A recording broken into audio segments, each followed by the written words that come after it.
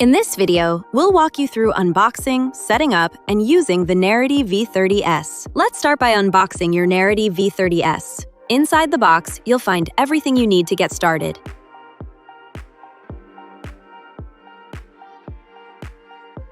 You can mount the V30S on top of your monitor using the built-in clip. Adjust the angle to frame yourself properly. You can also place the camera directly on your table for a flexible setup. For more flexibility, attach the V30S to a tripod using the standard mounting thread.